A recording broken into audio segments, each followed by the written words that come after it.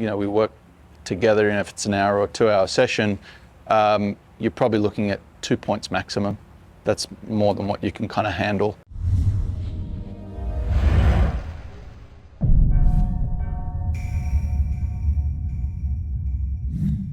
This is a young coach, which is younger than me. The one that told me to just rotate my right shoulder forward. He told me that he kept telling me to shorten my backswing. So this is the one thing that I still have not get the feel. Shorten your backswing, but rotate your body. Because I tend to, the moment I hit the top of my backswing, he told me that I tend to keep pushing. Right. Which makes my arm collapse and stop. That's why I've been trying to work a lot on my backswing, but I've been getting all this a lot of inputs that just focus on your downswing. So gotcha. Yeah. Okay. So, I mean, I'm going to let you hit a series of shots. Do you normally work in yards or meters when you? Meters. Yep.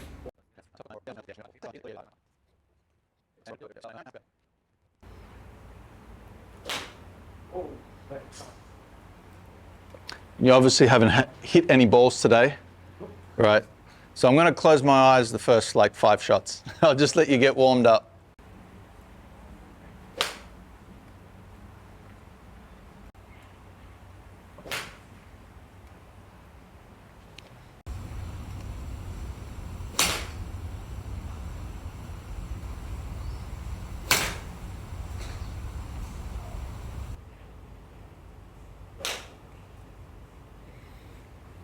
I mean, first thing I'd say is based on like your TrackMan numbers there, there's just a slight draw path that you get into. It's not maybe as severe, or at least, from the shots that we hit there, it's not as severe as maybe what you're feeling. Okay. Usually if you have a big like hook or draw pattern, I tend to see that path number jump up, which is the 4th one along the low. It'll jump up to like 6, 7, even 8. I mean, yours is averaging around 3.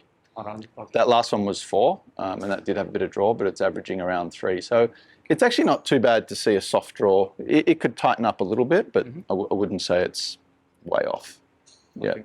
And based on what you mentioned before, when you start to separate your right elbow away from your left, yes, that would definitely cause the wrist to kind of break into this position here, and that can definitely affect some of that cross look. So generally when players are crossed, it would be because they have really big turns and the club just keeps eventually traveling, further that way. Okay. Like visually it'll be crossed. They might not be crossed in this sense. Okay. Or we start to have a lot of like breakdown of either elbow or wrist or a combination of both. Or even sometimes the club just gets really loose in our hands, and that can definitely cause that cross look.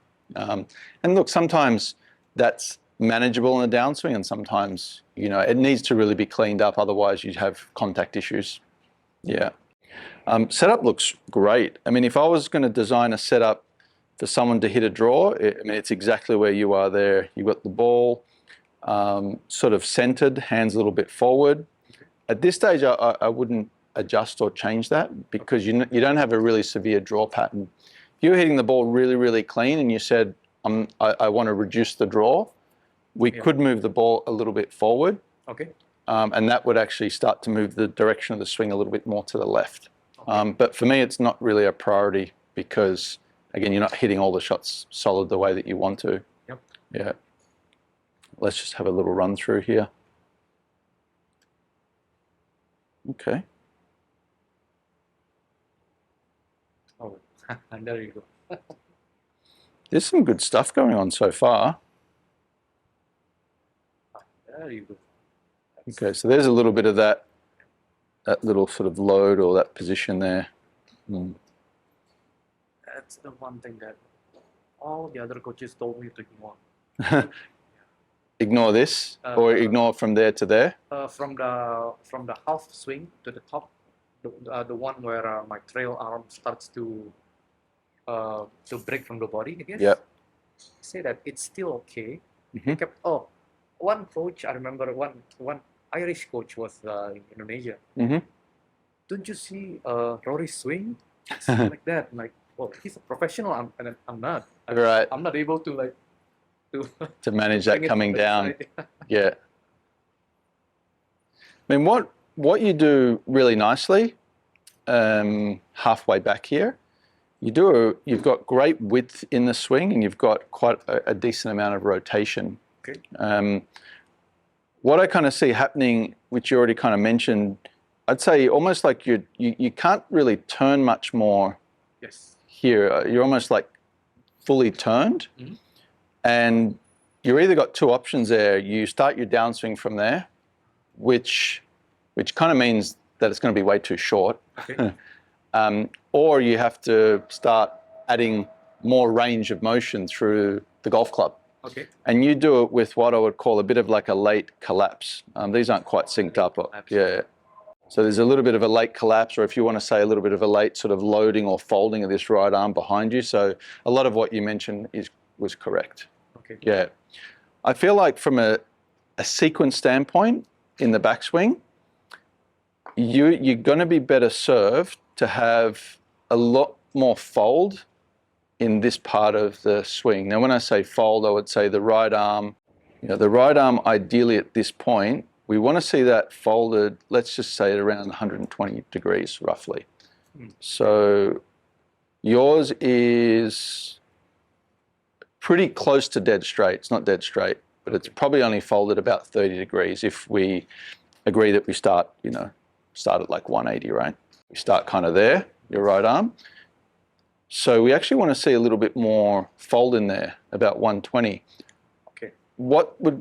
Why would that benefit you? I feel like that would benefit you because sequence-wise, you're going to have a little bit less turn, and you'll actually have some time to fold it in the second phase of the backswing. Okay. Right now, as I said, your options are you literally could just stop there, okay, which is about there on both, which visually would kind of look pretty good.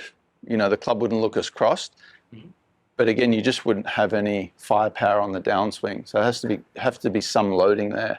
Okay. And I agree, Rory does a little bit of what you do. He's pretty wide here, but he just folds it in a lot better, and he definitely doesn't get the separation like you do. So I do feel like that has the biggest influence on positioning for you.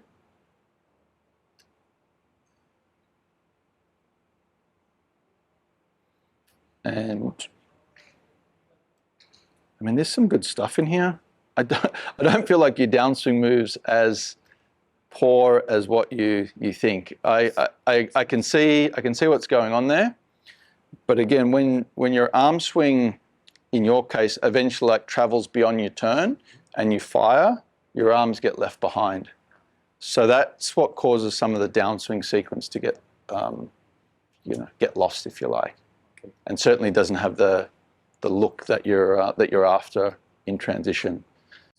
So my summary would be from setup to halfway back. We'll just call that phase one of the backswing, to get more fold into the right arm. It should be just a simple feel that we can start to use. You're going to feel a bit weaker with your body, as in it's not going to feel as turned. So we'll do some checks on that in the mirror, and then I want to sort of take that into your backswing move. Okay. Yeah. And we'll do a little bit of positioning work as well to give you a feel for that.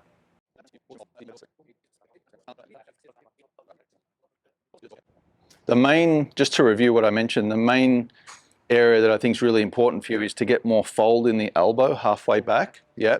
So you can do a couple of things. From there, you can actually keep folding it to the top. Okay. Right now, when it's dead straight, the only thing you can do is almost collapse it to get to the top. I'm just going to, you can stand kind of near the camera there, and I'm just going to do this in the mirror. Stand a little bit just to there. So if I said to you that position there, where my arms are a little soft and my right elbow is folded in front of me, so I'll just say it's basically over my right shoulder, that's pretty much where we want to be halfway into the backswing. Yeah, halfway in the backswing, yeah. So if I took my right arm and I folded it, would say about 60 degrees. It starts at 180, we'll say that's about 120. That would be kind of all the way to 90, yep. I want to take that feeling and just rotate my body halfway back there. So you can see how that would be more fold than what you're currently kind of showing me in the video. Yeah. And also like a little less turn. So you're more like this. See, there's more turn and straight. Yeah. And so from there, you can't really turn anymore, so you just kind of do this. Yeah. So, you know, as purely just a feel for now, we won't swing back this way, but purely just a feel, you want to have the right elbow folded more in front of you. Yeah, and then kind of turning halfway back is just a good way for you to kind of see the position, feel the position, and then eventually we're going to practice starting to actually allow this to fold in the course of the backswing.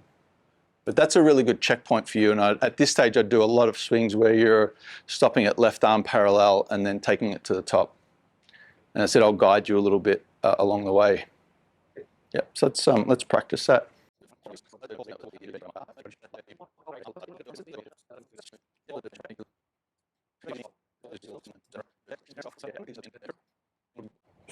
So I'm going to show you the last swing. Mm-hmm. The one where I was kind of guiding you and moving you. Okay, so you actually did the first part here, which is folding up over your right shoulder. Mm-hmm. But a couple of things you'll notice here. One, your arms or your elbows look a little closer together. Mm-hmm. And just by nature of, you know, what we do with the drill there, the shaft is kind of pitching a little bit more left. Mm-hmm. The hands look a lot more in front of your face as well, meaning they're not too far behind you there. And then from here, all we need to do is really turn to complete. And that's kind of where we want to find ourselves at the top, somewhere more in that position there, in that space. Yep. One of the keys for you as you continue to go to the top is to keep moving the elbow in towards, so your right elbow in towards your left, okay, and just adding that little bit more tone. Okay. Yeah. Yep. Really important with you, when you're doing that lifting part, it's not vertical, it's more over the right shoulder. Over the right shoulder. Yeah. Yeah, meaning it's more like this. It's more kind of over the right shoulder like that. Okay. Yeah. And then as we turn, we kind of get to, you know, as a checkpoint, we get to a space where we've got more fold here. Mm-hmm. And as we continue, so as we continue to kind of just add a little bit more rotation, the arms would now go somewhere into that space there. Okay. Yeah. This elbow feels like it keeps getting closer to this one as you go to the top. Okay. That's a good thought for you. See what's going on. So this was the second one that you did, where I said fold it in as you go back. So there's halfway back. Oh, wow. Yep. And again, the biggest thing you'll see here is the hands look more in front, but as you turn, they'll get pulled behind you. Yeah. And you can see there that the elbow really stays pitched pretty nicely inwards, and also the shaft as well. You know, it's not kind of getting that look where it gets so cross. So what's the benefit of that? Well, the real benefit is you come back into the ball, your hands are going to definitely line up better at impact. Mm-hmm. At least that would be the main reason to work on that. Okay. Little less turn, arms a little bit more in front. You know, as you transition forward, you've got a way better chance of getting into a more consistent strike. Okay. Oh, wow, that's a very good backswing. Wow. Tournament players that play from a little cross position, I'd say it's how you get cross though, sort of the most important thing that you have to understand. You do it in a way where it's really tough to recover.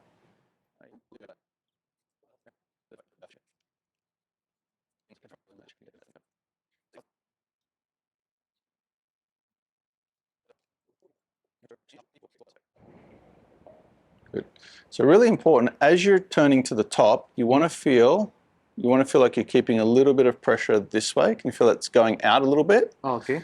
And a good thought for you is the pad of your right hand is going to feel like it pushes out on your thumb a little bit. Okay. Can you feel that? Yep. So meaning it's pushing out towards the camera there or towards the wall. Mm-hmm. Yes, let's do that again. So we're going to have more fold early. Very good. Good. As you turn back, push out. Good. And just swing through from there. Go for it. Good. And we're just going to hit 3 shots just like that. Okay. That helps to create a little bit of width and space at the top. It'll also help to control a little bit of your wrist angles, because sometimes they get a little bit too loose. So good, folding up, great. And we're going to push out as you turn back and go. Very nice.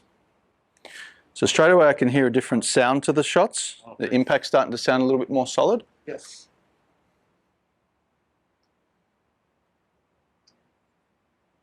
And just try one of those on your own. Same feeling going to the top. Just to there. Very nice.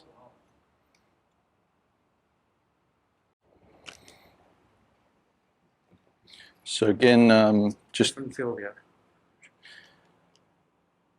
These are the ones where I was kind of like moving you here.